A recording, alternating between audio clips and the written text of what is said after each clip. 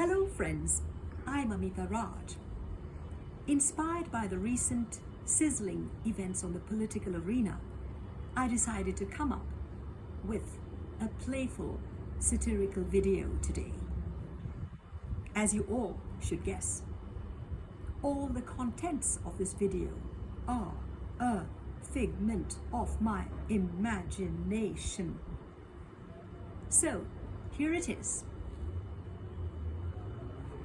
Ladies and gentlemen, surely I don't need an introduction to any of you. After all, you've seen me strutting beside my celebrity husband across the world, gracing all the stages and the interviews. I'm so proud of my husband. He's the first Indian origin man to have this position of power in England, and to be so esteemed all over the world. As far as origin, I go a little further than he does.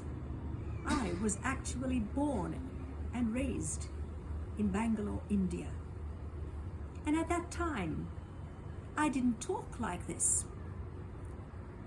We walked down the street of Mahatma Gandhi Nagar. We held hands and we giggled our guts out as we felt such a nice sense of closeness and community. It was all so much fun. But now, here in England, I have to be rather proper, and I have to talk like this, and have to be not just one of the regular people out there, but the cream of the crop. I don't want to be a plain old person, but someone right out of BBC. Perhaps a character from Mobile Masterpiece Theatre, or better yet, the likes of our late Queen herself.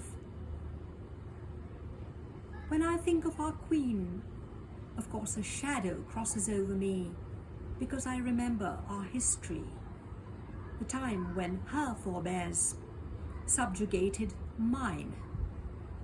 My forebears were Rajas, no less. But never mind. Such murky history is always swept under fancy, elegant Persian carpets these days, and nobody cares about history. People are too preoccupied with their beautiful, posh houses, with their expensive cars, with their servants, and the money they mint every day. So, never mind any of that. I will not tolerate anything less than what is stylish and upper crust. And that is why I had to sack my cook the other day. He came up to me and said he wanted to heat a pot of hot water. He actually dropped his teas, and I dropped him like a hot potato. He was sacked instantly. When I think of cooks, I remember Girija in our house, who was not merely a cook. She did everything. Cooking, cleaning, housekeeping, taking care of me. She would come up to me every morning and say, "Missy, would you like to have your bed tea? It is very hot.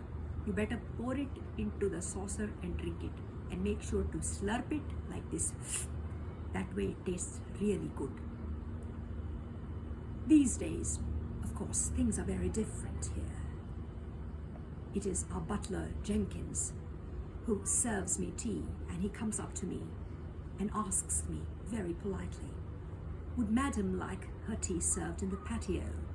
And I answer, "Yes, Jenkins." And he says, "Would that be all, Madam?" And I say, "Yes, Jenkins." And he serves me my tea in the patio. I make sure to pour it out of the china teapot into a delicate little cup and sip it without any sound, for it would be most improper to do so noisily. But I remember the days at our dining table when I sat with my mother and father, and Mummy would say, darling, make sure to drink your coffee only after you finish eating your idlis. Idlis are very hot. Finish it first and then you drink your coffee. Or if you like tea, it's on the other side. You can get it and drink it. Okay? And Dad would look at me and say, daughter, remember, follow your dream. Always remember to follow your dream. But remember also that it is the millions and the billions you should follow, not just any old dream. And the other thing I want to tell you is, wherever you go, whatever you do, do not ape the West. Remember your culture and never ape the West. Okay? Of course, I sifted through his advice, and when I came to London, I know I had to follow my dream, which is to be the BBC celebrity, the likes of the Queen herself, if possible. And so that's what I did here. I recall the days when I used to walk down the streets and the alleyways of Bangalore, passing through so many colourful sari shops, where the vendor would look at me and say, Madam, come inside. I have a plethora of saris from Banaras silk, Bangalore silk, Mysore silk, Bengal cotton. You can come and take anything you like. You take what you like. I give you good price, okay? I would look at him anxiously and say, are you sure you give me good price?